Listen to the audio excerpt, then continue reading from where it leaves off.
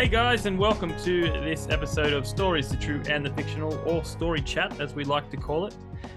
This episode is brought to you by Rebecca Cassells and the Rising Dawn series. Check it out on Amazon in paperback and Kindle if you like werewolf romance and stuff like that. Check it out there. But on today's episode, we have Justin T. Hunt. How are you, my friend? I'm doing well. Thank you for having me here. Pleasure to have you. So for those that don't know who you are, give us a rundown. Who is Justin T. Hunt? Well, I am 30 years old. About to be 31 in August this year, in fact. I've been writing since I was about 7 years old. Writing is my passion. It's just something that I've always loved to do. And I have a great imagination for many different things, many different stories, and I get inspiration from anything. It's actually quite crazy how often I get inspiration from stuff. So it's really good. Yeah, it sounds like we have similar. Your mind just wanders and you just create worlds, and you wish you could record your dreams, probably, because there'd be a lot of good stuff from that. Sometimes it's like having a film reel in my dreams, and I feel like, oh, there's gonna be a way I can transform that into an actual movie, because then people might actually see it too. Well, that'd be amazing if you could have the ability to just get your thoughts on paper instead of having to sit there and type it all out, and We actually had an interview with someone he was in prison, and he wrote a whole lot of books in prison, but with pen and paper. That would have been interesting. The old school, he's written 50 books or something, and he always wrote no internet, no Google. It's the old traditional. I got to go down the library if I want to learn about this and learn about that, and he wrote it down on pen and paper. How did he get it published? Well, once he, I can't remember. It's been a while. I can't even think of his name. We interviewed. He's on the Stories and True and the Fictional YouTube channel. I'll put it in the show notes for those. I just can't remember his name right now. It's eluding me. But he, it's killing me. So I'm going to look it up right now. It's fine. It's all good. Yeah, but Jim Riley is his name. Okay. Yeah. So you guys can check that out on the Stories True and Fictional YouTube channel, or the podcast if you scroll back a fair way. But yeah, he was like an ex-convict, and he wrote all his books in prison and got a publisher through it all. And I just, the pen and paper thing, I can't get my head around it. That'd be so hard to. It would be. I imagine it would be. And it if only there was an invention that you could put into your ear or something, and download. It just downloads the idea straight onto your story, something like that. You don't have to do the writing. Your mind does it for you. Yeah, that'd be amazing. That would be amazing. We'll talk to Elon Musk, and he'd be the one to do it, right? Oh yeah, I'm sure he would. I'm sure he would work something out. The guy's insanely intelligent. But look, every episode when we get someone on, we have these icebreaker questions. So are you ready to answer the big five? Yeah, I'm ready. Let's do this. All right, and we always say, look, this doesn't have to be political. A lot of people go, all the political, the Miss Universe answers, that sort of thing. This is for a bit of a fun, bit of a laugh. So if you could get rid of one thing in the world, what would it be? Mannequins. I know. Okay, hear me out. I knew what that was going to be straight away. I have had a huge fear of mannequins pretty much my whole life. In fact, I actually wrote a bad guy in one of my stories based around that fear. And it's, I don't know exactly what it is, but there's something about mannequins, particularly the ones that actually have the human eyes, Yeah. scare the hell out of me every Yeah. single time. And Yeah. I just sort of think to myself, what I mean, I can understand why shops had them back in the day, but why Yeah. have them now when Yeah. you have models that will do the same thing, or you can Yeah. have online shops and that sort of stuff. Yeah. I really do not like them at all. I Yeah. think they're terrified, and Yeah. if they really like, let's be honest, if this whole AI controlling the universe at some point actually does happen, I'm fairly certain that robots would utilize mannequins to their, Yeah. abilities. Yeah. And next thing you know, we have a whole planet full of mannequins and robots. Yeah. Yeah. I actually had a friend way back when who had one in his house, and they just put it in random places. Yeah. Just like, here's a and they play pranks on each other because a bunch of housemates, and they'd put it in the hallway in the middle of the night, and then people would walk in and go, "What the?" Yeah. But they kind of there is something a little creepy about them, isn't there? I've always thought so. My mom used to have this samurai statue, um, and she had it for years. But she got it because obviously she wanted to use it as a decoration for the house originally. And then she got it into her head that it was supposed to be used as some kind of protection for the family. I'm not sure where she got that idea from. Um, and I hated the thing. I absolutely hated the thing. I'm just like, this thing is going to come to life and it's going to pummel us in our sleeps without us knowing. I was more than certain that that was going to happen. And it took me years to finally get around to getting used to it. But when my mom remarried, um, and now my current stepdad saw it, even he saw it and he was like, yeah, can we get rid of this, please? So now it's long gone. I don't know where it is, and thank God. Mom, if you're watching this, I apologize, but it was scary as hell. I'm just gonna say it. Yeah. Well, let's move on from mannequins. And what's something on your bucket list? Oh, I've always wanted to go to Egypt and actually explore Tutankhamun's tomb. I think that would probably Wait. be. So you're okay with mummies, but you're not okay with mannequins? I know it's a little bit bizarre. I'm more Yeah. interested in the history. Yeah. I'm more interested in all the artifacts and learning the history and stuff. Yeah. Um, as far as I'm concerned, I want to stay as far away from the actual mummies as possible. Yeah. But no, I've always had this fascination with history, particularly Egyptian history. Mm. And when I was younger, I really liked the story of Tutankhamun for some reason, and even like the discovery of his tomb was an interesting mystery. The whole idea of this curse that possibly was put onto all these different people, and it really fascinated me, and I've been wanting to actually go there and visit the tomb ever since. And if I could have the chance to do that, I would absolutely take that chance. Yeah. It is. Yeah. I've always been fascinated with Egypt, but through sci-fi. Like Stargate is heavily Egyptian stuff, and of course Brendan Fraser's The Mummy. Those old school things. That's what really got me thinking about Egypt and all that stuff. Mm. So do you think the pyramids were made by aliens or No, I don't. No. I don't believe that. No. No. I mean, don't get me wrong. The idea of aliens is interesting, but I don't think they were built by aliens. No. Personally, like if aliens existed, I kind of feel like they would see that as a waste of their intelligence. Yeah. I'm just like, oh, we're going to come to this earth and we're going to give you a knowledge, but we're not going to, actually help you.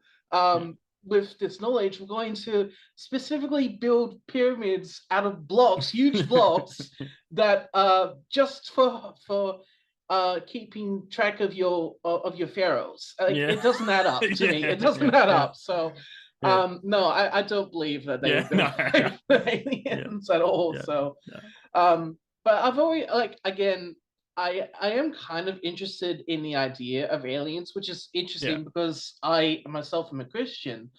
But I do kind of have this small belief that there is aliens out there. I don't 100% believe it, but I'd say it's more like 50-50. Yeah. You know, part of me believes it, part of me doesn't. So I guess, you know, you have this situation where, as a Christian, we believe that God created everything and everyone. If he created such a big universe, and we have proven that it is a very big universe, why would he only put sentient life on one planet? It just doesn't really seem to add up to me. And the other interesting thing is that where we are in the galaxy is perfect for observing everything. You know, like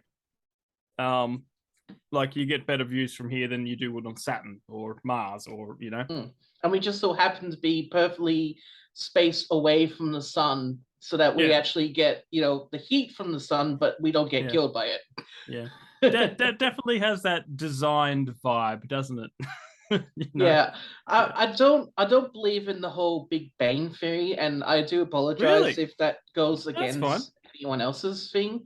But I don't believe in the Big Bang theory. I don't believe in evolution, mainly because it just feels like you pointed out, it feels like it's too much of a coincidence for these things to have happened. Well, I'm more like, look, I don't believe there's enough evidence to support evolution in the sense. And now when I say evolution, I'm saying we were once goobity goos in a slop somewhere, and then now we're people, like, you know, that. So there's definitely a different kind of evolution, like change over time, obviously. But no, but I believe in the Big Bang. You know? Okay. Yeah, it's an interesting one to look into, I guess. And as a Christian, you know, we believe in God and, you know, heaven and earth, that sort of stuff. But I do like to hear other people's thoughts on their own beliefs. You know, I don't take it by heart. But I'm more than happy to allow someone else to be like, oh, well, this is what I believe, and this is you know, this is my evidence to what I believe, and I'll be like, okay, fair enough. This is my evidence for what I believe, you know, and we can sort of work things out, you know, and I'm the sort of person that is, I guess, willing to accept other people's point of views. I think that's the best way. Well, you're willing to listen to them. You're willing to be respectful. Yeah, you know, and exactly. That's a hard thing to find these days, isn't it? You know, it's like, especially on the internet. Yes, just get off Twitter. You know, like, it's just why I don't argue on the internet, because I would rather sit down with someone and have a conversation where, you know, you're not going to get, you know, misunderstood. You know, face-to-face conversations work far better than just, you know, typing on the computer. Far better than that. Keyboard warriors, as they exactly. Yeah, exactly. Well, let's lighten the mood with one of Ryan's favorite questions, and he's sorry he can't be here. But what is the greatest sitcom ever made? Oh, that's a tough one. Depends on what you really refer to as sitcom, because I love English comedy. Well, I classify it like, let's say, wait, do you refer to science fiction comedy or more based on reality comedy? No, well, let's just define what a sitcom is. It's like, I'll just throw out some examples. You've got Red Dwarf would be a sitcom. You've got Black Books, I would say, is a sitcom. And you've got Friends. You've got Seinfeld. You know, it's like that half-hour, you know, comedic kind of show. Yeah. Okay. Fair enough. I wasn't entirely sure what you meant by that, but okay, that gives me a better idea. if I had to choose personally, this is from my point of view, of course. My absolute favorite, and hands down, everyone should watch it, is Red Dwarf, 100%. But I will say this: only the first 9 seasons. The first 9 seasons, yeah. Yeah, well, there's actually like 11 or 12 now. It's ridiculous. Yeah. But yeah, I absolutely loved Red Dwarf. Growing up, I watched Lister and all of his chaos unfold, and by far my favorite episode is the polymorph one. Absolutely love that episode. And yeah, just the sense of humor and the wit, the fast paced action, and all that, it was really combined very well. And I definitely think it's worthwhile checking out. So anyone out there who hasn't checked it out, go see Red Dwarf. It is definitely worth your time. Well, our sponsor Rebecca Cassells, I think she's in agreement. She loves Red Dwarf as well, and I think a friend of hers met one of the characters. I can't remember. I can't remember them now. Like, met them on the street somewhere or something, and then got him to record a voicemail. That would have been cool. That would have been awesome. I can't. I apologize. I can't remember much from like, the early days of the podcast, because I've been working that much. My brain is just mush at the moment. But yes, I accept your answer. Red Dwarf is pretty awesome. Second would be Black Books, as you mentioned before. Definitely Black Books. I love Black Books. The only thing wrong with Black Books is it's only 13 episodes. Yeah, there was only 3 seasons, which is criminally undershot. Just like they could have kept it going. They could have. Yeah. I love favorite episode. That's really hard, but favorite episode of Black Books. I really like the one where they write a kid's book. Oh yeah, that one's good. And it's too good, they have to get rid of it. The one where Bernard gets locked out of his own shop with the security system. Yeah, and he takes up a job as a McDonald's type restaurant server, that sort of thing. Yeah, I do remember that one. My favorite episode by far is the piano one. Yes, with the 3 blind mice. The 3 old guys coming in. And it's just like, this is my grandpa. This is my grandpa. Like, oh my gosh. She's a prodigy, and Bernard's in there with I can't get a refund because it's all the bloody spoons. Oh, it's so good. It was good. It was a good series, and I really wish it could have gone on just a little bit longer. Maybe 5 seasons would have been fine, but I guess they probably saw it as just that was fine enough. Well, that's not the British thing to do, is it? To go more than 3 seasons. Unless you read The Wolf, of course. Yes, yeah. Well, I think that's the exception. All right, how do you feel about zombies? Do you have a zombie apocalypse plan? No, not really. My ultimate plan for that would be to find the nearest bunker, no matter who it belongs to, and probably sneak in there with a whole bunch of food and be like, "This is my place now." Because I don't know how to shoot guns. I don't have experience with bows and arrows. I'm not a very fast runner. I could probably, punch a few if I was, push courageous enough to push them away. I haven't mentioned, so I have that with for me, I guess. And but yeah, I definitely would not be able to face off against a whole horde of them. And I probably would utilize, because my stepdad, my uncle, and a few of my relatives, they do know how to shoot guns. So I would probably utilize their experience to my benefit in some kind of way. I'm like, protect me. You're like, find family that know how to kill. No, well, I'm up in the Blue Mountains, so I'm like, everyone says, "What's your plan?" I'm going like, just stay where I am, because everyone's plan is head to the mountains, So I'm like, I'll stay here. Got a veggie patch.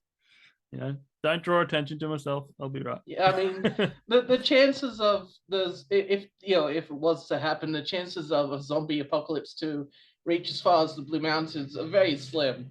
Yeah. Because they would probably be more likely to be based around major city areas. Yeah. So like Sydney or Melbourne or that sort of thing. So in my case, I would probably stay where I am, but like I said, probably find like a base or something that I could hide in somewhere. Well, you'd have a lot more prep time because you'd hear about what's happening in the cities and. Well, time to back. You're like, well, time to get ready. Yeah. All right, now for the ultimate question. Elon Musk calls you up, says he loves your book, The Freiyon Tales, and offers you to test drive his new electric time machine. What do you do? Where do you go? Oh, I love that. Well, if I really wanted to time travel, I would probably go back in time to officially meet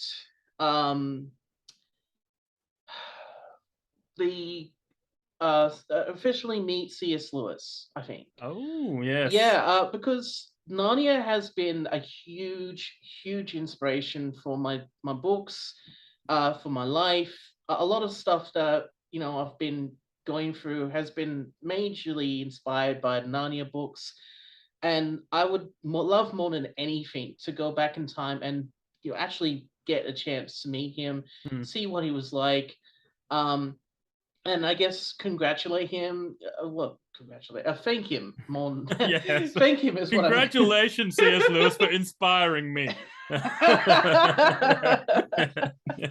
Yeah, you have no idea how much you've inspired me. So congratulations. Yeah, that's how that was. Actually, thinking about it, I probably would go to every famous author that has written fantasy that I've been inspired by, who has unfortunately passed away, and I would thank them, just personally. I would thank them for their inspiration. I would thank them for everything they have achieved. The funny thing is, like, the time periods that they would come from, they wouldn't know. So I go back and I'm like, thank you for all your inspiration, all your hard work and everything. And they'd probably be like, who are you? What's going on right now? well, it's interesting because C.S. Lewis and Tolkien were friends. That's right. Yes. You could very well just run into a restaurant and they'd be sitting there and you'd be like, hello, you too, I love you. You have no idea such a big inspiration you have to the whole world about your stories. Yeah. That'd be amazing. Yeah, it would be. And maybe even go back to properly meet Tutankhamun as well, if I knew how to speak Egyptian. Go back there and be like, so what was your plan? Or maybe even stop him from being killed. I don't know. You'd need a translator, and somehow not be a threat to them. In case he's like, come here and torture you or something. You don't know what's gonna. Yeah, well, exactly. No, that's an interesting one. Because like if you. I love Doctor Who. I'm a big fan of Doctor Who, and the whole idea of crisscrossing through time and space is really, really interesting. And so when someone is asking what time period would you time travel to if you could, that would definitely be my answers. Meet all these famous authors and be like, thank you. You've been such a huge inspiration to me and to millions upon millions of other people throughout history, and just keep doing your best, doing what you're currently doing, and you will get there eventually, because you have to remember back when most of these authors first got off the ground, got their stories published, well, for one, the internet didn't exist, Yeah. Yeah. and for another, the money was a lot less worthwhile than it is Yeah. now.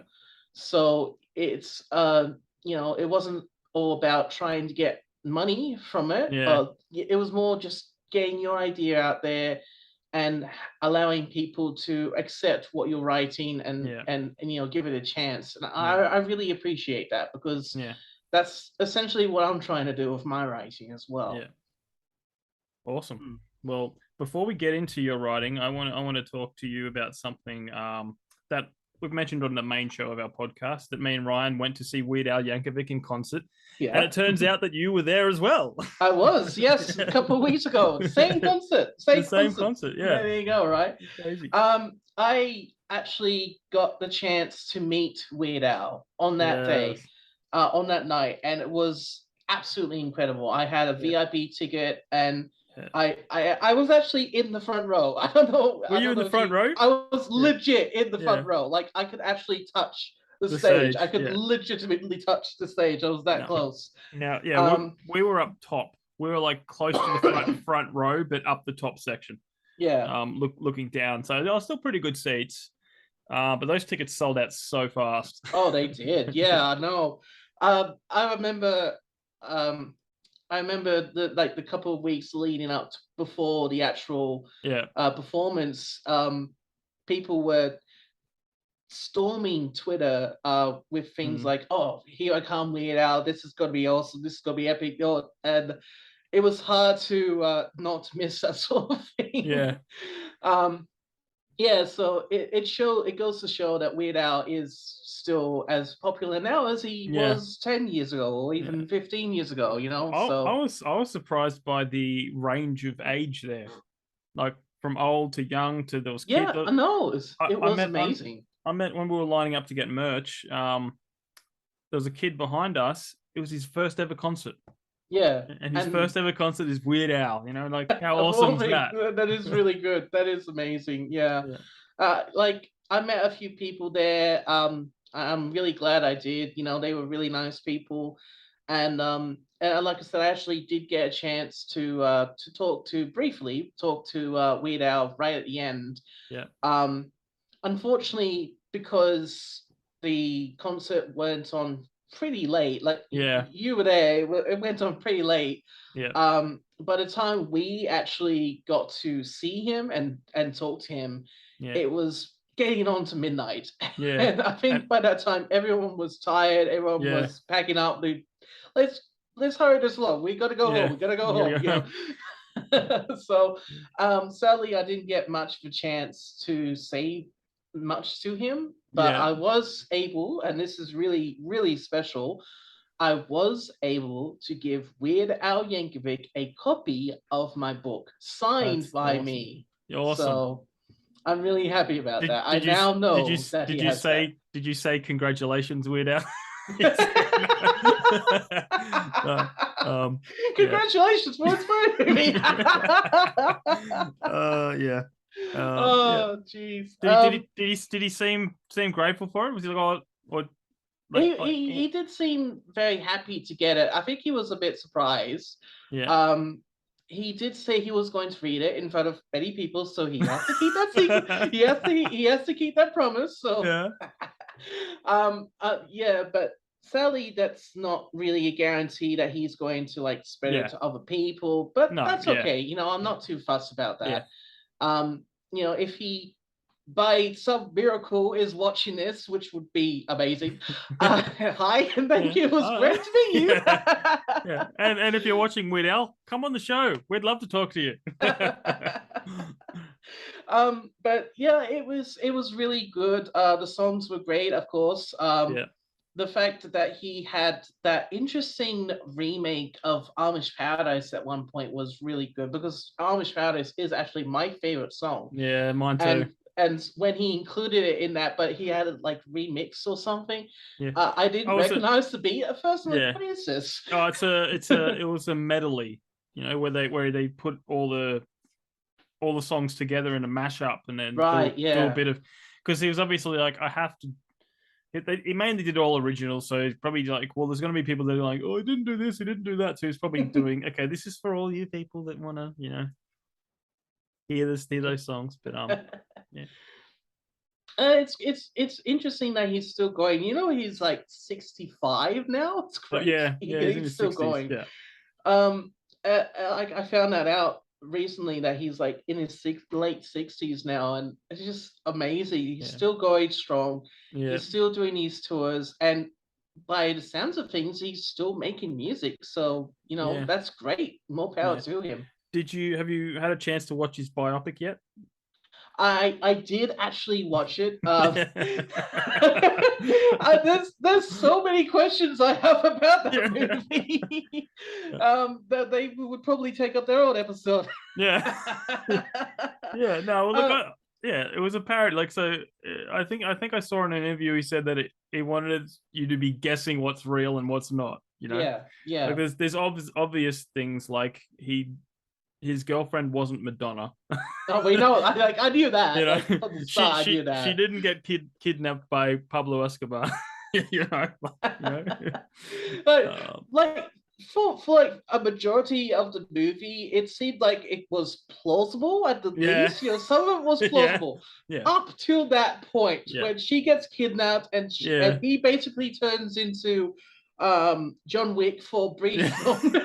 Like, he turns into John Wick and then he turns into Rambo, and he's like, what the heck is going on? Yeah. I know for a fact he recorded his first single in a train station bathroom or something like that. So that was true. That is true. Yeah, that is true. His parents did buy him an accordion from a door-to-door salesman. That's true. Mm-hmm. But his parents were very supportive of him. They were supportive.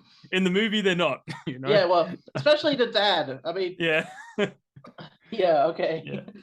But like, I think there's only I think they actually released a short list of things that were actually true to the public, and those things that you said were a few of the things. I think it was about like 5 in the whole entire movie. Oh man! But like, I had to give congratulations to Weird Al because with this movie, he really put a lot of expectations on this, and like a lot of people were expecting it to be this amazing, actually true story about his life and how he got to where he is now and that. Yeah. But I think, for me, I secretly knew for a long time that it was going to be a parody. Like, I was there when he did a performance tour in Canberra way back when I was like 18. I think I was 18 at the time. And I remember there was like a brief moment during like music changeover where he had to stop and get into some different gear and then come back into that new gear. I remember they actually had a trailer for the biopic, and this is way before they even decided to include Daniel Radcliffe in it all. So this was the original trailer for what the story was going to be. And the interesting thing about that is it was actually written by a YouTube channel called Funny or Die. Yeah, I know them. Yeah. So it was originally made to be a parody.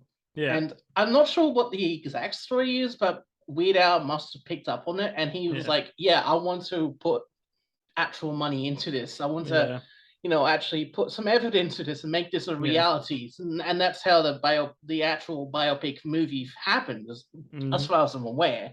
Yeah. But it's just interesting to know that I was there when they officially showed it, to people in that tour back when I was 18, and I'm here now. I'm meeting him, and I've seen the actual biopic, and I know the origins of it all. It's just so crazy. That's awesome. That's awesome.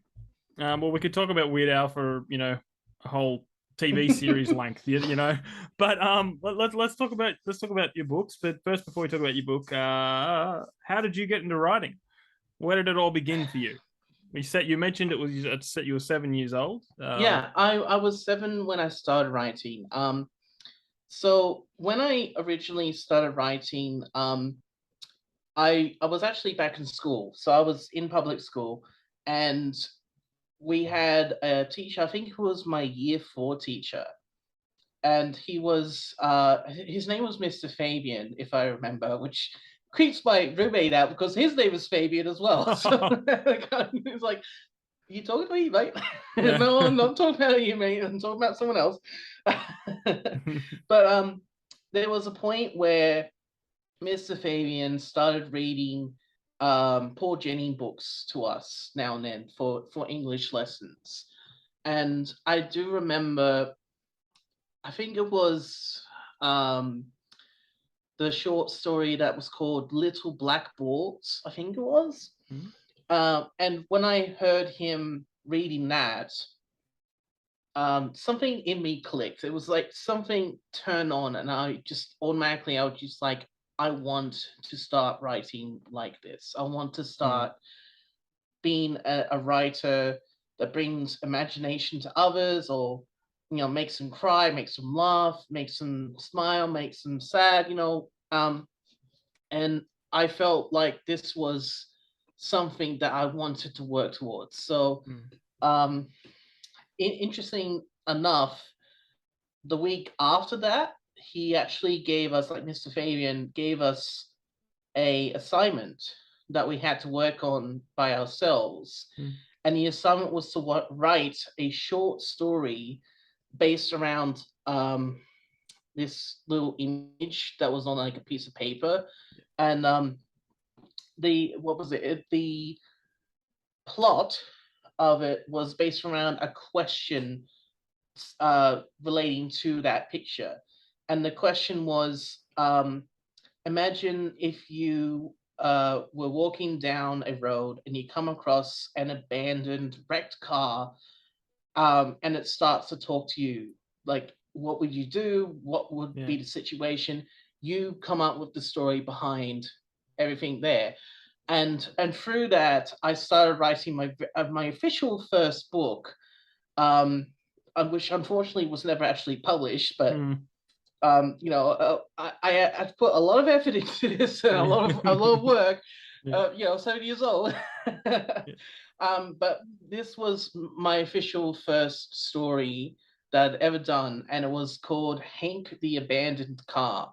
And I remember it very well. Like, obviously, I remember these things very well. And it was exactly that. It was about a kid who found an abandoned, wrecked car in the middle of a street, and the car started talking to him, and this whole adventure would unravel because of that. And I had a scenario, I had characters, I had comedy, I had action, the whole lot.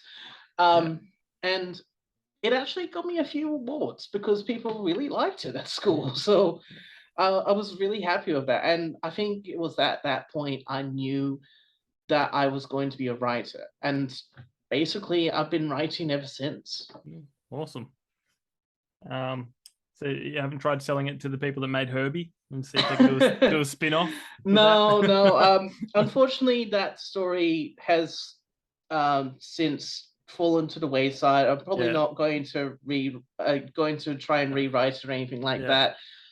Mainly because I was concerned with people assuming that I was plagiarizing other things. For instance, the whole idea of talking cars. Automatically people would think of Cars, the Pixar movie. But I want to say this: I thought the idea first. So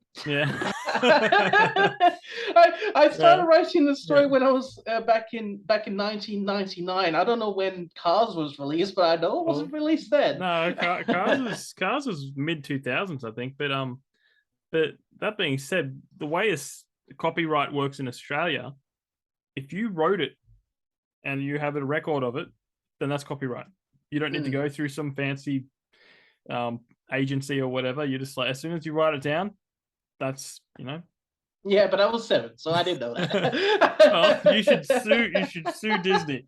I should sue Pixar for taking my idea. 7 years old, I wrote. And because they're like a multi-billion-dollar company, they'll probably just pay you to go away, you know. Either way, you'll win.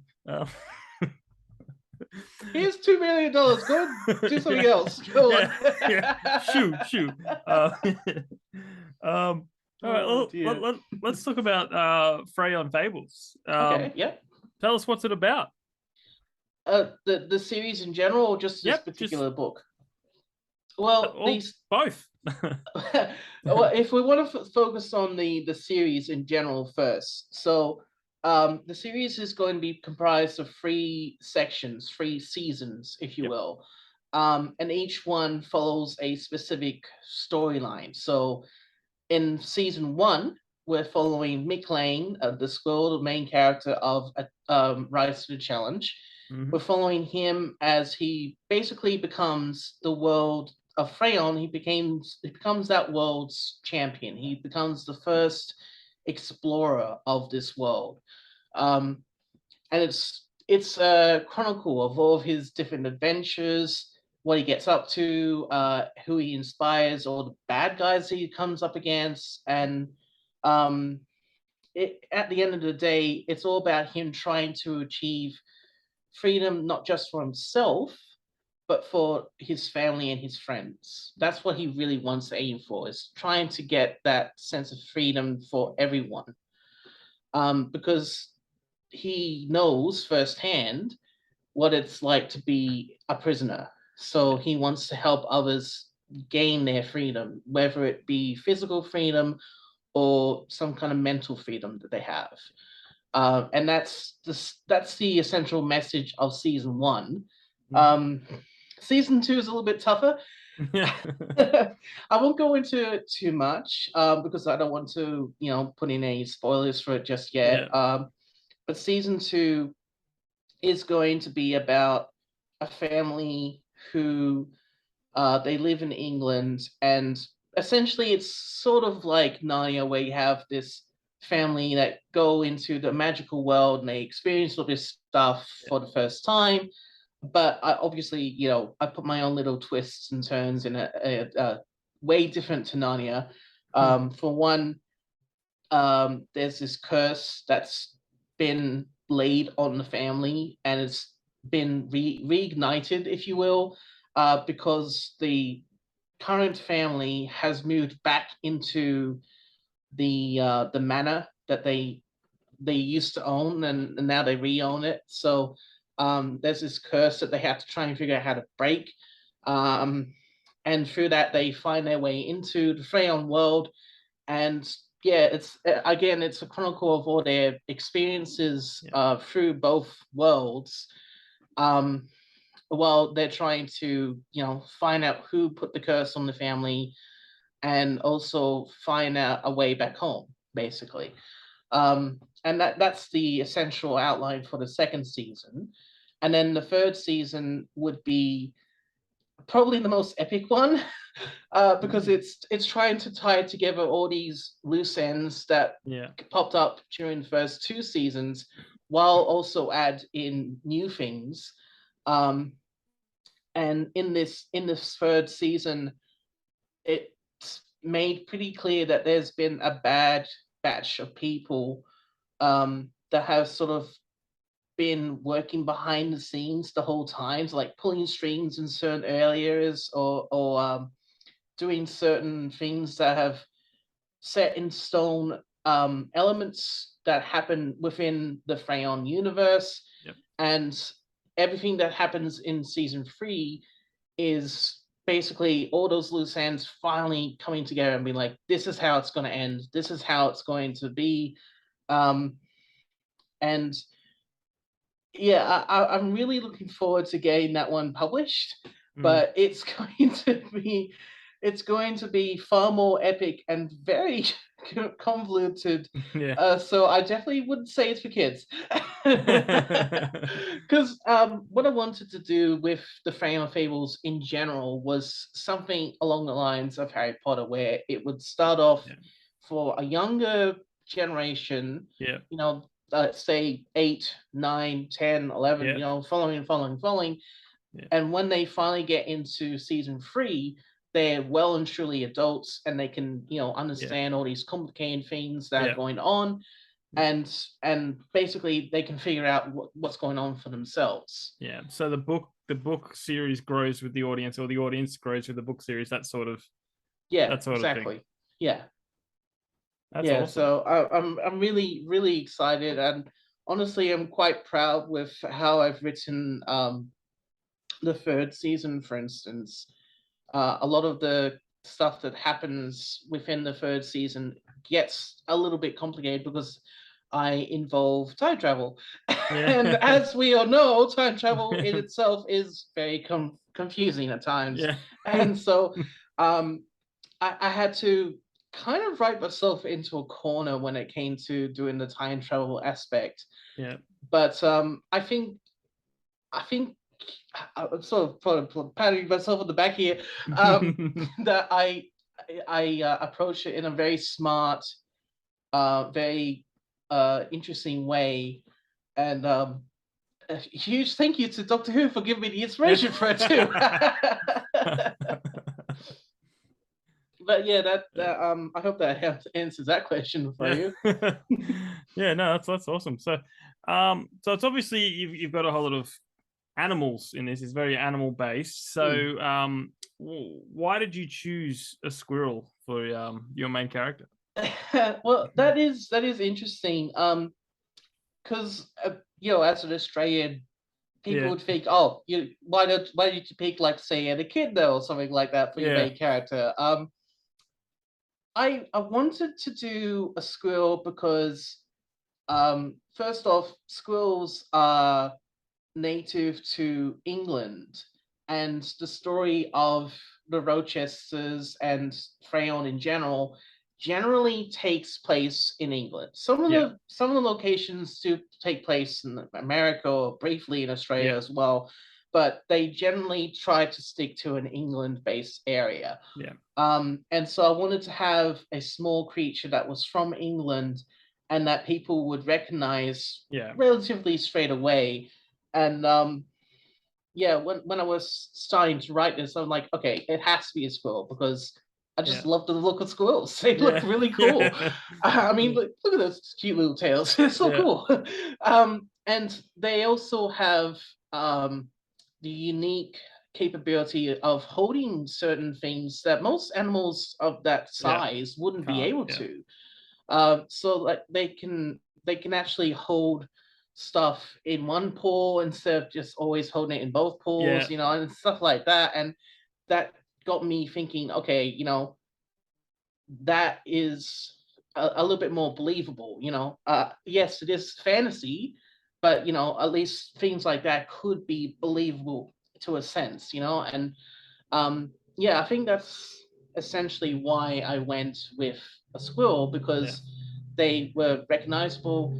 They had these capabilities, if they wanted to, obviously, and I really like the look of them, and they're just absolutely adorable. They have a cheeky element to them as well, don't they? They do, yeah. They always look like they're up to something. Someone who reviewed my book said, "Oh, if you believe in the school mafia or something like that," I'm like, yeah, okay, I can see that. Yep, okay. One of the things they said, "Oh, if you believe in the school mafia, there's a bit of that in here too." I'm like, yeah, okay, I can see that for sure. Oh dear. So where did the idea? Do you remember where the idea came from for the Freiyon Fables? Well, funnily enough, it was a combination of Narnia, obviously, and actually moving to a place. I briefly was living in a place called Cabargo, which, for those who don't know, is a place here in New South Wales.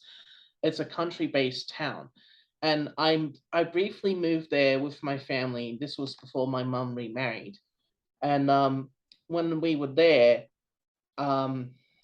one of the places that we moved to while we were there had an absolutely gorgeous forested area. And don't get me wrong, the Blue Mountains is gorgeous too. Yeah. But there was something about the mix of both farm and forest together that really got me, that really inspired me. And I think I knew at that point that that would be the main setting for the Freiyon world, or at least a majority of the action in the Freiyon world, which is it's how it turned out. Because if you look up on like Google Maps, the name Rochester, like the city Rochester, does exist in England. It's a real place, and it's kind of a mix of both. It's both country and forest. It's both medieval but also present. And I was just like, yeah, this is definitely what I want to do. So yeah, I was heavily inspired by my experience there. And admittedly, at the same time, I was inspired by my fear, which is mannequins.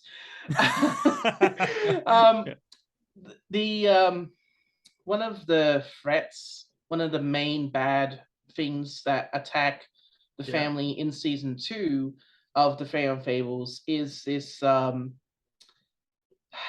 I'm not sure what you would refer to it as. It's supposed to be a robot, but it's like hidden within a shining armor, a medieval shining armor suit.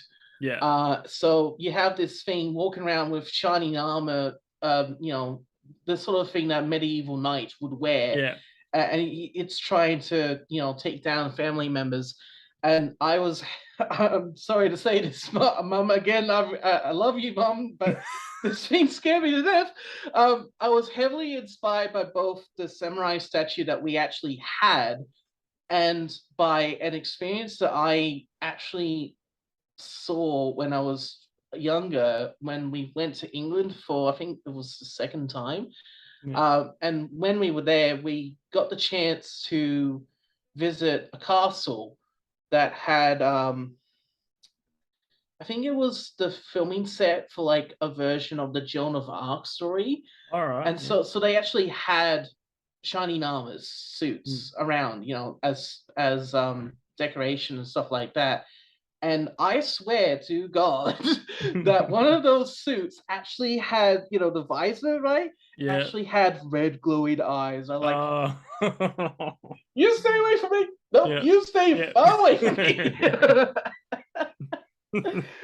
Oh man, but that sort of thing, I do get inspired by real life events or real life, trauma sometimes too. And that helped. And living in Cabargo helped. Living near forest helped big time. A lot of Australian animals still appear in the Freiyon Fables, and a lot of inspiration from real life events happen throughout the Freiyon Fables series. So it's sort of a combination of all of them for inspiration. No, that's awesome. Not one single thing, just drawing in everything from around you to create. That's awesome. So we talked about where the idea came from, but now that you've got the idea, how did you map it out? How did you go about writing it? Did you just go blah, or did you map it out properly? I admit that when I started writing the Freiyon Fables, I actually started writing the Rochester Runes storyline, which is the second season. I wrote that first, and I wrote it, finished it, done, dusted, felt good, felt happy. And then about 2 weeks later, I looked at it like, I feel like I didn't give enough depth to this world. I really should fix that. So I went about trying to think of like what would be a good backstory for this world, and what could I add that hasn't been explained. What new characters, what new worlds, what new adventures. And through that, I created the Midlane story. And then eventually I was like, okay, I have a middle section, I have a beginning section. Now I really need to work on an ending section, which is how, the last season came together, which, like I said before, was very challenging because it was obviously the most epic one. It was the finale. But yeah, I don't think I had any particular plan from the get-go for it to be a huge, what's going to be now 21 book series. Wow. Yeah, that's how many books are going to be in the series in whole. Because I'm dividing them up into small sections. So you have 6 books planned out for Mick Lane's adventures. You have 7 for the Rochester story, and then hopefully you have 8 for the last series. And it will all come together, it will weave together, and hopefully will be enough to get people's interest for the whole thing.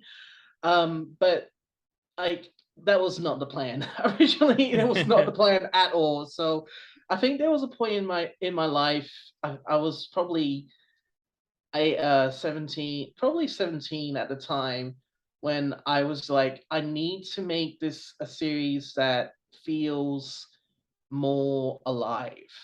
And feels like it could actually be its own world, because up until I was 17, I'd only just written the Rochester Runes. That was it. So and I guess I just was like, yeah, no, I do need to give this more fleshed out characters, more fleshed out situations. And that's how the series came together, and since then I've been trying to I guess branch out into other genres, branch out into other possible ideas, and hoping that they will be just as accepted as the Freiyon Fables is gaining. So I'm really happy with how I've been progressing with it all. Awesome. Well, look, before we wrap it up, I remember when we were talking before off camera or off recording, you had a marketing strategy thing that you were working on. Do you want to tell us a little bit about that? I'm sorry, I forget what it was called, but that's okay. That's right. So this is probably the weirdest way to market a story.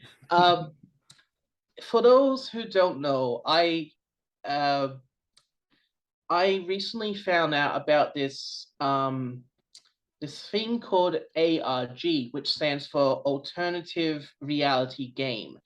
And with these ARGs, you can create a story that the audience finds out by piecing together codes, by finding missing messages, by following links through YouTube videos, that sort of stuff. And there's just so many out there. There's a huge amount out there. But the one thing that I've kind of been put off by is the fact that most of these RGs, if not a huge majority of them, they are all horror based. They are very much into the whole idea of it being creepy and that sort mannequins everywhere. So no, none of that. So with my idea, what I'm trying to do is I've taken on the idea of the multiverse being a thing. So, multiverse madness, Doctor Strange and all that. So I have created a company. It's not a real company, but I've created a company that essentially acts like an information hub. So you go there if you want to find out more about another universe.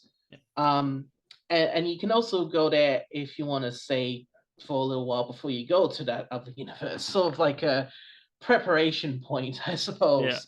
And the idea is that this company has been going on for millions of years. And they recently found, just so happened to have recently found, the existence of a new universe, which just so happens to be called the Freiyon universe, which is how it ties in with my series.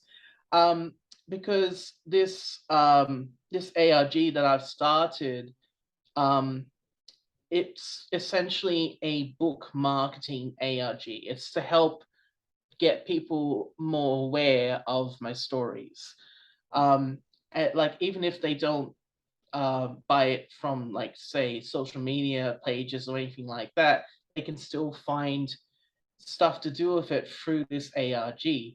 Um, I don't want to go into it too much because I want to try to avoid as much spoilers as I can, because that will break the immersion of it all. Yeah. But I will say a couple of things. First off, there is definitely something going on in the company that people need to find out. So they need to solve this mystery that's going on. And secondly, how it relates to Freiyon is that there's a series of characters, like 3 or 4 characters, that do pop up in the Freiyon universe, who they also are mentioned in this company. And they're mentioned in a way that's like, well, they're, how do I put it? They're mentioned in a way to make it seem like they are actually in the company, like they're maybe doing something physical in the company, or talking to someone, you know. And it's interesting because all this is happening at the same time as the Freiyon series is unfolding. So there, straight away, you have this conflicting timeline idea, like, has this already happened? Is this going to happen? Is it in the past? You know, you're not sure.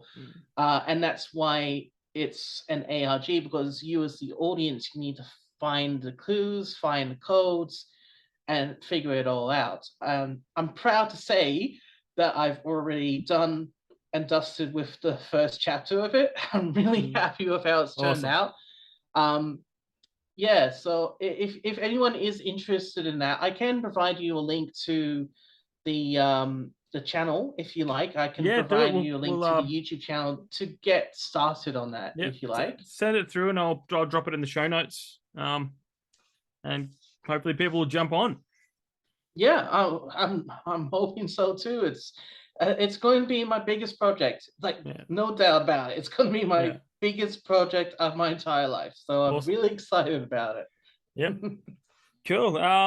Well, thank you so much for coming on, Justin. Do you want to let people know where they can grab a copy of your books? Do you have a website? Do you have socials? Just plug yourself away. Right. Yes. I do have my own author website, so you can find that website under Justin T. Hunt, which I think is Justin T. Hunt Wix site, I believe. I'll just confirm that on Google, of course. Because this is actually a website that I myself made, so I've got to make sure I get it correct. So I'll pop it into your chat notes, but it is martinvsmclean.wixsite.com/Justin T. Hunt. I know it's a long one. I'll send that to you through chat. Guys, the link will be in the show notes. I also know that Shawline has obviously got their copy of it on their site, which is Shawline Publishing. And you just have to look for Freiyon Fables Rise to the Challenge. I'll put that in the chat notes too. You can get ebook and you can buy it. Apparently there's Barnes and Noble listing for it too. So if you're overseas in America or something, you can definitely get it through that. So I shall provide the Barnes and Noble site and the Amazon site as well. So that's 1, 2, 3. Yeah, that's 4. Okay, good. So that's 4 different places you can get. I actually have physical copies that I'm selling to people in general. And so if anyone's interested and they just so happen to be in Wagga, that's where I live, more than happy to sell copies. Awesome. Well, thanks again for coming on, and we'll be sure to get you back on when you have another book out, and maybe you want to come back on and just talk about Weird Al. We're pretty open to that sort of thing. But talk about how much he inspired me. Yes. Hey, well, look, I did the same thing. I wrote a book called Letters from the Emu War. Self-published it myself. Obviously, Shawline picked it up, but I found out that John Cleese is making a movie. John Cleese, Rob Snyder, and some other Australian comedian I hadn't heard of. They're making a movie on the same subject.